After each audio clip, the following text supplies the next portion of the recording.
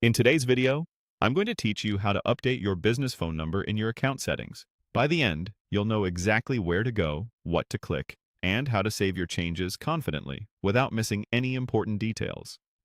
First, make sure you're signed in to the correct business account and that you have permission to edit company details. From your dashboard, head to Settings.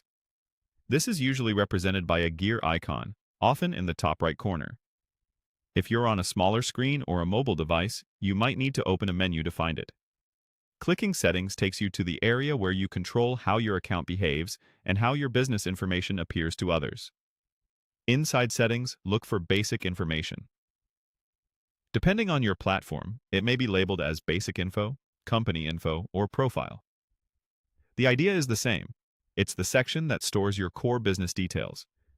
Open that section so you can view and edit items like your business name, address, and the phone number customers use to reach you. Next, locate the field labeled Business Phone Number. Some systems list multiple contact fields, such as a primary number, a support line, or a fax. Make sure you're focusing on the primary business phone number if that's the one you want to update. If there's a country selector next to the field, choose the correct country so the system knows which dialing code and format to expect. Now, enter your new phone number carefully. Type it exactly as you want it to appear to customers, and follow any on-screen formatting guidance. If the platform auto-formats, simply input the digits.